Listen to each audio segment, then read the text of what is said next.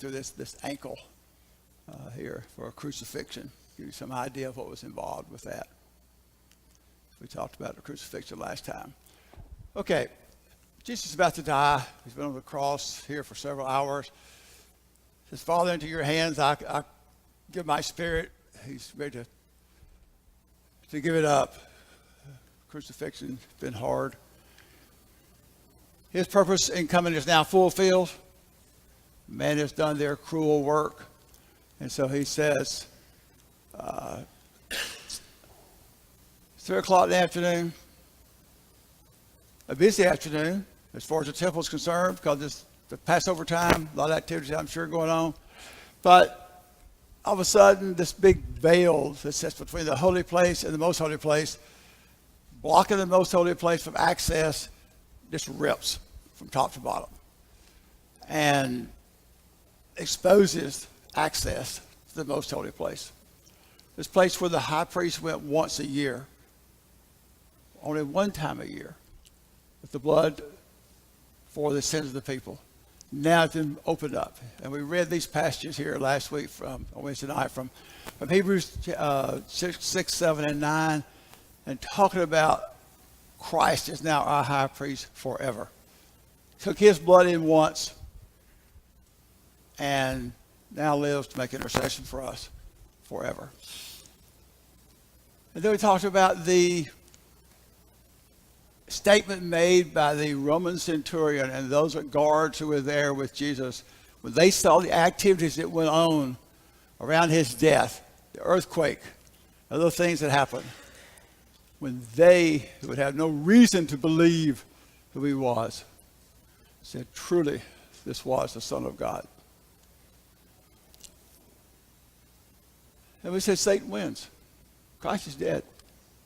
Going back to Genesis 14, 15, that Satan's going to bruise his heel. Well, it seems he's totally won. Jesus has been crucified. He's dead. But history doesn't stop there, fortunately. So it's approaching the Passover time, the Sabbath, and the chief priest doesn't want any bodies left on the cross during the Sabbath. So the Romans send out the soldiers to break the legs of the people who have been crucified, which would hasten death by suffocation. And they break the legs of the two thieves, come to Jesus to break his legs. He's dead already. The Roman guards determined that, but to make sure, they sent the spear piercing up through his side, probably through his heart, as out comes blood and water, making sure he was dead. And then Joseph of Arimathea. Joseph is a member of the Sanhedrin, a rich man, a disciple. He goes to Pilate and asks for the body to take it down from the cross.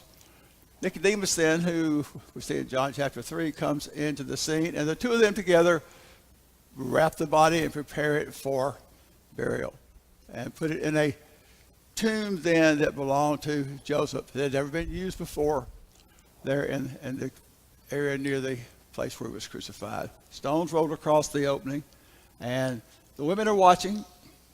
Mary Magdalene, Mary the mother of Jesus, other women are watching this, what they do is they take the body down and put it in the grave. The chief priest remembered that, this guy said one time, he's going to be raised from the dead, so we better do something about that. Let's just follow his disciples come steal away the body and make it look like he was raised. So they get Pilate to seal the tomb and just stand and put Roman guards there to guard the tomb so nobody could come in and have access to it.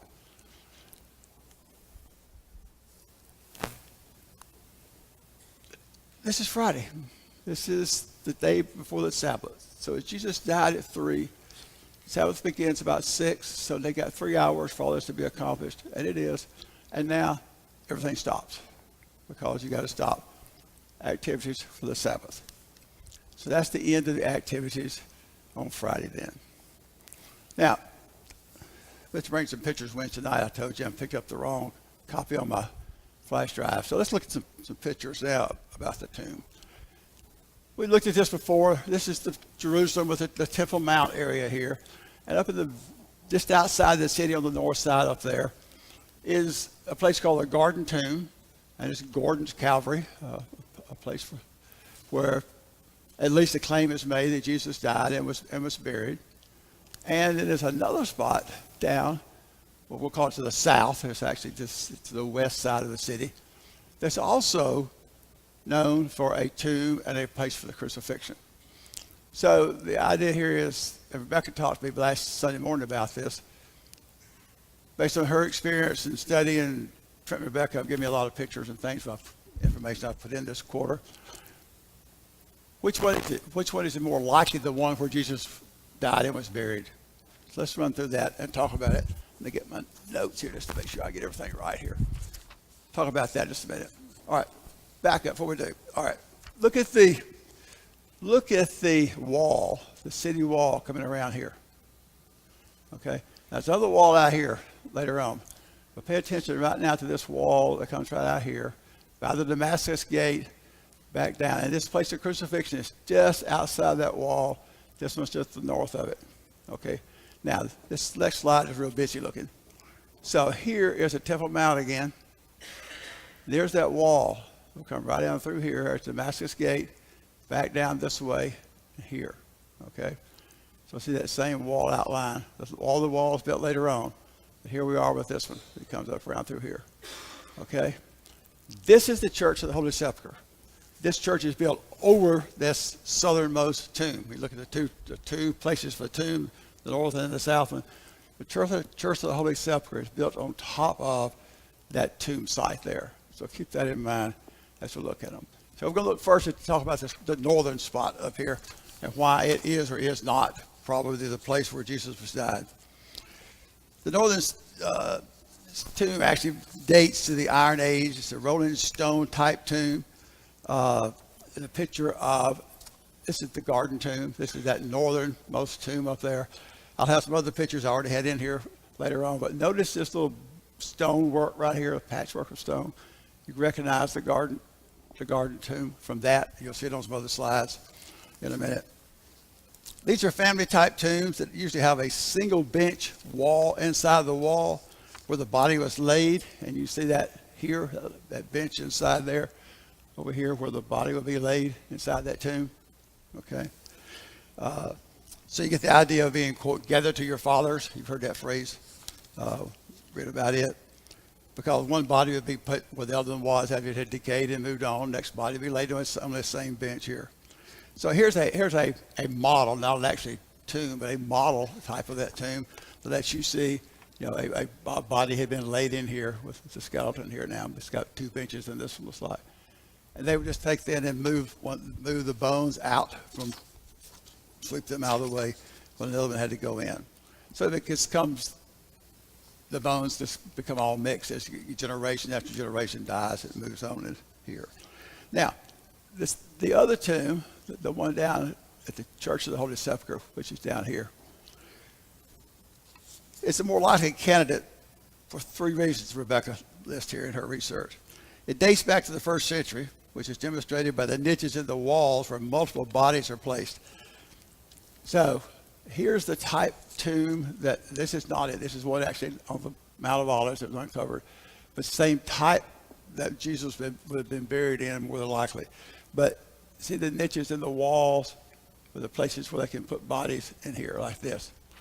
So the ones inside the sepulchre, and I'll show some pictures of that in a minute, are much like this, even though it's been almost destroyed. Now think about the city of Jerusalem having been destroyed. 80s, 70s coming up, it's destroyed then. So stones pile up here. It's destroyed several times later on, and it's just piled up. So if you go to the Church of the Holy Sepulchre to go down and see the tombs, you go down underground under this rubble that's been piled up for years and years and years here. And I talked to Steve about this after he got back from his trip. So after a time when they're buried in a place like this, the family will come back after about a year and take the remains and put them in one of these ossuary boxes. This is Caiaphas' ossuary. So ossuary, it's a box, a bone box, if you will. And that's what they put the remains in from that time then. Now, another reason is this proximity of where the southern lower tomb here is, and then the church that's built on it dates back the tradition does, not the church itself, but the tradition back to the 135 AD. The one in the north has a much later date to it, more like the 19th century. So there's several reasons why it's believed that this southern tomb site is the one more than likely where Jesus was buried. Okay, and conversation with Steve after he got back in his trip, he puts us the same place here. So even though there are two there that claim to be it up here and one here, this seems to be the more probable place where Jesus was buried. Okay. So, moving now from the burial, let's go to the resurrection. So as we go into this morning's lesson, we come off that last week. We go now to our last period in the life of Christ, that is the resurrection and exaltation. So we'll talk this morning mainly about the resurrection. We've been in this more gloomy part, if you will, with the death and all the activity that went on with the beating and the crucifixion. Now we get to the time of joy. We get the resurrection and Christ coming forth out of the grave. So Christ is raised. And there's not a lot said about it. There's not a lot of details about it. You'll see here in a minute. Very early on the first day of the week, Friday afternoon, all the activities had stopped before the Passover, before the Sabbath. And so now, Sabbath has passed, and now it's very early, maybe even before sunrise on the first day of the week, when there's a great earthquake. And an angel descends, comes from heaven, appearance, clothes white as snow, appearance like lightning, and rolls back the stone from the tomb, and sits on it. And that's about all it said about any physical part of the resurrection. Just the angel came, rolled back the stone, and that was it. Now, where's the Roman guard that was set there when all this was going on? Well, so they fainted with fear. I don't know whether it's a faint, they were like a trance, if they were stunned. I don't know. They were taken out of the picture, though, and that they were like dazed if they didn't know what was going on, be it a faint, be it whatever. But they were just out of the picture for a few minutes when all this was going on, and the angel came and appeared there. No great details given about the resurrection as far as what really happened, how it went on. All we got to know is this. We'll get to some of these passages next Sunday, but in Acts chapter 2, when Peter's preaching that first sermon, 50 days from now, 50 days from this very date, he says, him, Jesus, you've taken him by lawless hands, you have crucified him, put him to death, God raised him up. God raised him up. And we'll look through the book of Acts and we'll see that over and over and over and over and over. You crucified him, God raised him up. And that's the point we need to keep in mind. God did this. He raised him up. So the Sabbath has passed. So now the women come back to the tomb because they had already prepared spices to come back and complete the burial process, the anointing of the body with the spices leave it in the tomb for the burial, if you will, because things didn't have time to finish up on the Sabbath because of the time in there. So they come back on the first day of the week after the Sabbath has passed, and they're going to finish anointing the body with their spices. And as they come in, they're talking about, okay, this big stone, because remember they had watched as Joseph and Nicodemus had buried the body. The women were standing back watching. So they knew where he was buried. They knew the stone was there. So as they go back, they're talking about, who's going to take the stone away for us? How do we get this big stone rolled back off this tomb here? There's no mention of the Roman guard. I don't know if they even knew about it. It all happened after they had already left. They don't say who's going to do that. The guard's there. They don't seem to know anything about the seal of the Roman guard. Now, this tomb here is not one of them. It's just a little sample I put up here to think about with a stone up here. Just to have in mind. So when they get to the tomb, though, there's no Roman guard evident there, and the stone is gone. So they come to the tomb, and stone's rolled back. And you got to think, well, what's going on here? So Mary Magdalene appears, and you got to put all four Gospels together to try to get a sequence of events here of how things look like they might have happened. But it seems like at this point, Mary Magdalene leaves to go back and tell the apostles, hey, the stone's rolled back and the tomb's empty. That's all she knows at this point. Yeah, it'll come back more evident just in a minute. So then 2 men with white apparel are there, one sitting on the stone. And they talk to the women. Here's another picture of a stone type. Again, not one thing to do with Jesus, just a sample of how a stone be rolled across there. This one is different. This one's called a plug. The stone moves up and plugs into the hole here, there. This is Steve's picture from the garden tomb. I mentioned it earlier. Remember the patchwork on the wall over here? This is the garden. This is the northern of the ones. Picture from there. This is Alan Dvorak. Some of you know him, standing actually in that tomb area there. Now this is inside the Church of the Holy Sepulchre, which you got the little hole in the wall type, if you will, tombs. Different type thing from what the one with you walk into the bench there. But this is not supposed to be the one Jesus died in, but Steve called it some of his neighbors, supposed there, down in that same area, the same type tomb where Jesus would probably have been with there. So, one of the men sitting on the stone here now tells the women that Jesus is risen. Like I said, Mary Magdalene, she didn't know that. She's left and gone back before that fact comes out. Jesus is risen. And it reminds them of what Jesus had said back when he was in Galilee teaching them. And most of his time was spent in Galilee, the 18 months up there with called the Great Galilean Ministry. Here's what he said. Son of Man would suffer many things, be rejected by the elders and the chief priests, and be killed and be raised on the third day. So the angel reminds the women of what Jesus had said about this being raised on the third day. And they remember that then. And so they leave now and go back to tell Peter and the others what they've seen, what's going on. Well, the angel first tells, go tell Peter that, go to Galilee, the apostles, and Jesus said, I will see you there. So go back to Galilee, and Jesus said, I'll meet you there in Galilee. Now, stop thinking a minute about the emotions. If you were there right now, what's going through your mind? What have you just seen happen 2 days ago on Friday? That Jesus was taken, whipped, beaten, slapped, ridiculed, crucified, died, and your emotions are just running wild then with all this. And now you've had this period of the whole time of the Sabbath that's been riding on your mind. He's gone. He's dead. He's in the tomb. And now you come back first thing on this Sunday morning and the tomb's empty.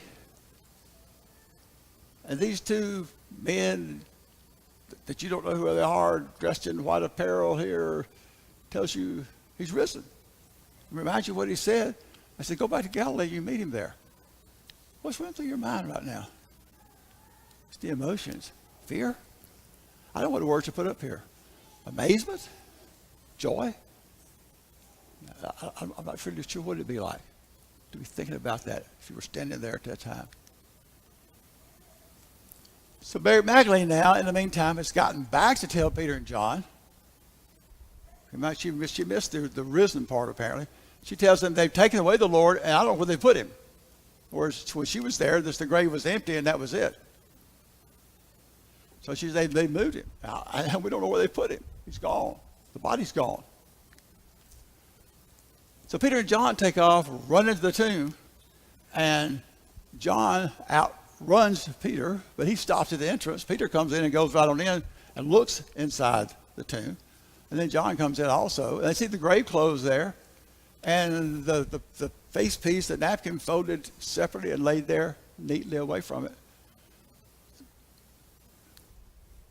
Why are the grave clothes there? If they'd taken the whole body and moved it somewhere else, they've taken the grave clothes and all and moved. Grave clothes were there. I don't know if they saw the angels or not. There's no reference that Peter and John talked to the angels. What's going on with them? But John did say this. He said, the other disciple, and that's John, talking about himself, who came to the tomb first, he went in also and saw it and believed. This is John writing about himself. He saw it and he believed. So they leave the tomb now and go back. So now we've got into several appearances of Jesus over the next 40 days. We're going to talk about a couple of them this morning, and then most of them will be left for Wednesday night for Johnny's class. But Jesus is now risen. So how are we going to know that? How are we going to know that? Because the whole thing's going to come up here about the body being stolen and all that kind of stuff. So how do we know he's risen? We're going to see the appearances, who he appeared to, and the witness that we have of that. So Mary Magdalene, we'll get here in a minute first, then to the other women, and then these others we'll get to Wednesday night, talk about some of the other appearances he made to various people. So Mary Magdalene now, Peter and John have ran and beat her back, but she comes back to the tomb. And when the angels ask her, why is she weeping? And she says, well, they've taken away the body. I don't know what they've done with it. So she still doesn't, she's missed all this resurrection part and her going back and forth. So she says that they've taken the body away. Same thing she told Peter and John. They've taken him away. I don't know where they've laid him. Jesus is behind her and speaks to her. She thinks it's the gardener. Speaks to her. And she don't know who it is. Again, she didn't recognize it was Jesus until he called her name. He calls her by name, Mary. And she turns around and says, teacher. She recognizes who it is. She knows him. She recognizes it to be Jesus. So he tells her again, go tell the others what you've seen, and she does. This time it's not they've taken the body and put it, I don't know where it is. It's a different message this time. She goes back and tells the others, I have seen the Lord. She is totally convinced. She knows this is Jesus. And she's the one that's been with him. And so that's the evidence we're going to have. She's the one of the ones that's been with him for a big part of these 3 years. And these other men that are going to see and testify of his resurrection have been with it. They know who he is. So she goes back. I have seen the Lord. So apparently she is the first one to see him, best we can tell, alive. So now the other women come to the tomb. And Jesus greets them.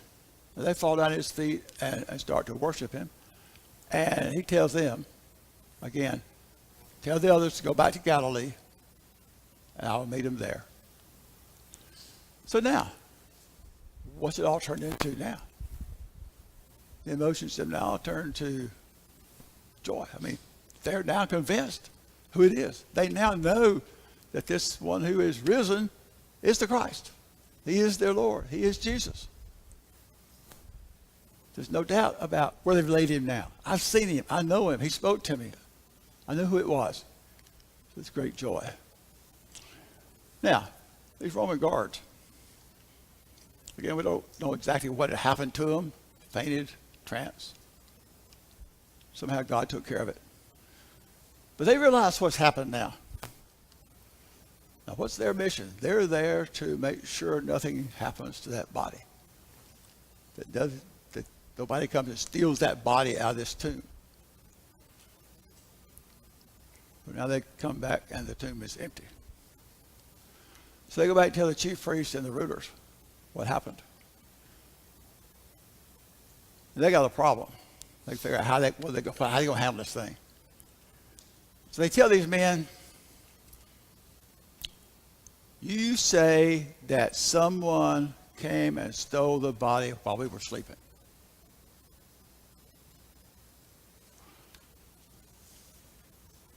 A Roman guard sleeping on duty? And someone came while we were asleep and stole the body? They apparently give a nice chunk of money to say this. And they also tell him, by the way, if word gets back to Pilate, we'll cover for you. Now, for these two, I say two guards, I think the plural was used there, these guards, whoever it was. For these guards to say this, and to get out to the Jewish public, I mean, so what? No big deal, maybe. But how would you like to be these Roman guards and go back to your barracks, to your fellow soldiers there, and you got word to get out there? Well, we would sleep on duty, and they came and stole this body here. I mean, that wouldn't go with Roman soldiers. But that's what happened. They give a large sum of money, and we'll cover for you with Pilate. Keep you out of trouble. But you've got to say somebody came and stole the body. So that's the word that got out. So now, which one you want to believe? That a, quote, man literally has risen from the dead. Okay, you're in the Jewish society now. This person has literally risen from the dead, or disciples stole the body to make it look like he had while the Roman soldiers slept. Which one's more believable to you? It's kind of your choices. If you're living back in that time, and you've been maybe one of his disciples has followed as he taught around Galilee and Judea. Either he literally was risen from the dead, or the disciples came, got the body, and did something with it while he was asleep. That's kind of your choices. Which one's more reasonable to you?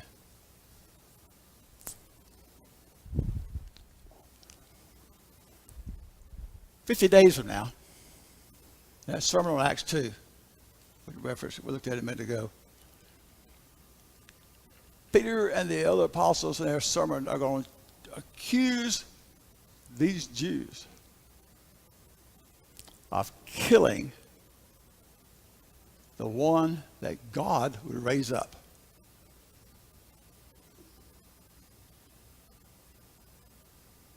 Now think about that a minute.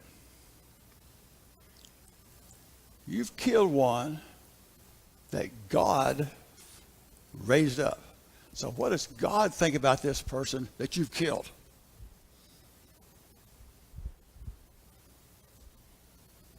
God raised him up, but you're the ones that killed him.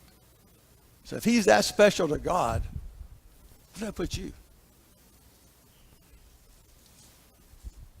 That's the sermon that's going to come here when Peter preaches to him 50 days from now. You think about that.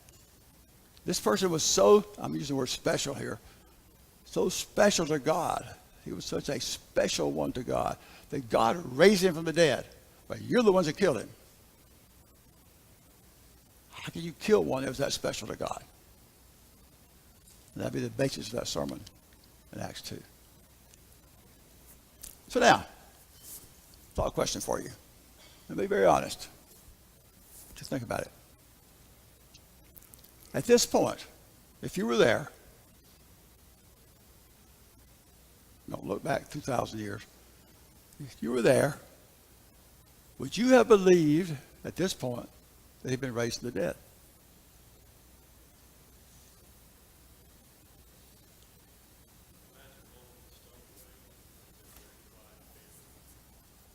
Yeah.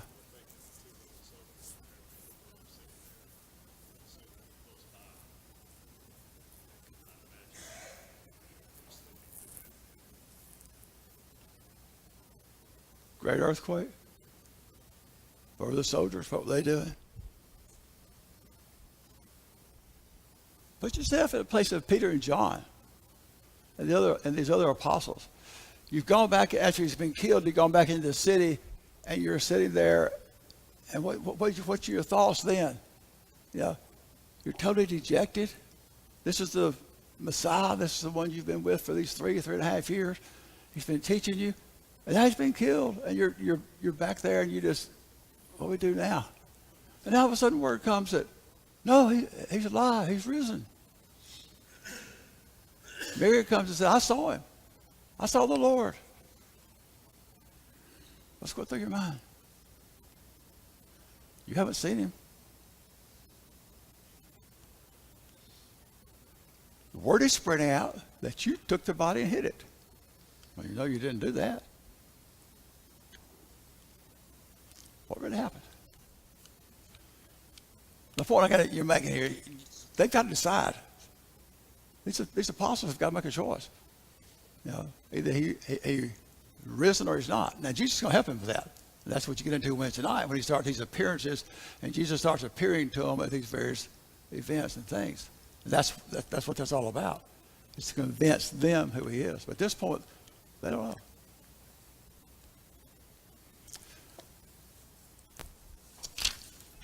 Let me read some verses to you. Mark chapter 16. If you notice, we've started to study 6 months ago. We started out, Matthew 1, Mark 1, Luke.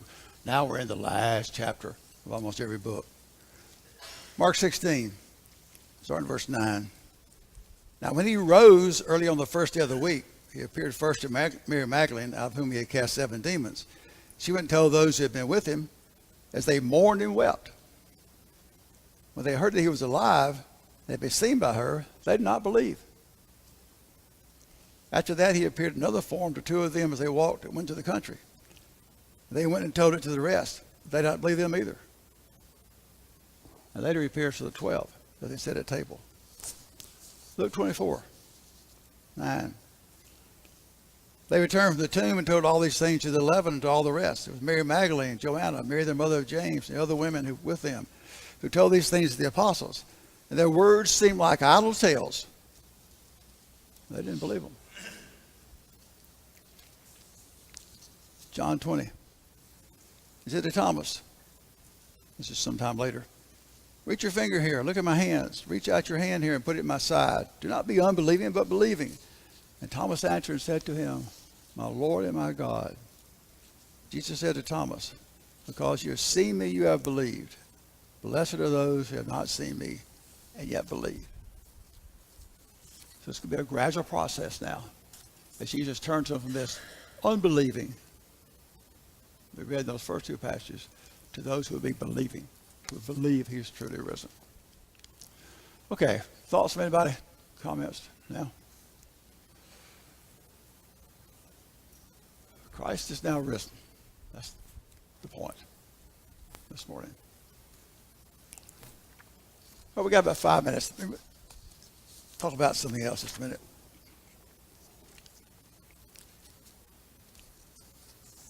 Suppose you're going to have an opportunity to teach someone. Where are you going to start?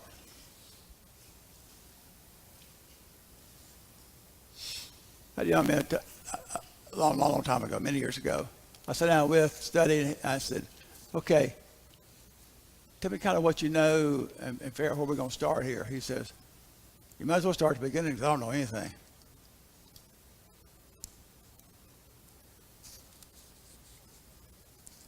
Acts chapter 8. The eunuch answered Philip, said, I say of you, who does this prophet speak for himself or another man? Philip opened his mouth and began at this scripture. He preached to him Jesus. He picked up where he was, figured out what he knew, and he started there and started teaching. That's what we have to do sometime. We have to figure out what somebody knows and where they are, and once we got to build onto it before we can teach them to more. Luke 24, this passage 13 through 27. I'm not going to dig into it because that's part of Wednesday night's lesson. But use it for the example for a minute. These 2 men are leaving Jerusalem after all these events that's gone on, and they're going down the road, and Jesus joins himself to them, and he's talking to them, and they're talking about the events that's gone on, and they don't know what's going on. They can't figure it out. They still don't know who Jesus is as he's talking to them. Verse 25, O foolish ones and slow of heart to believe, and all the prophets have said. Ought not the Christ to suffer these things and enter his glory? And beginning at Moses and all the prophets, he expounded to them the scriptures. So he actually took them back and to rehearse them what was going to happen to Christ, to fill it into them, because they didn't know. They hadn't put it all together. He had to put the picture together for them. So I bring this up because if we think about our theme this year of seeking the lost and pointing them to Jesus, you sit down with someone to talk to them, you got to kind of figure out where they are, what they know, and what you got to build on, what basis you've got. And you work from there and start teaching them. Unit was reading from Isaiah 53, good place for Philip to start. He took that passage and he taught him. Jesus with these other two, he said, I got to go back and start kind of bringing the whole beginning up here. They don't have a comprehension of anything. So he goes back to Moses and he talks about the whole thing through here. So we have to kind of judge it and think about that. Somebody got a comment about that or anything else before we wrap up? Okay, Wednesday night will be all these appearances that Jesus made. And keep in mind, the point there is to build the faith. The people have got to realize that Jesus is who he says he was after the resurrection. Because that guy going to testify it. And that'll be the point kind of being made Wednesday night. Okay, thank you.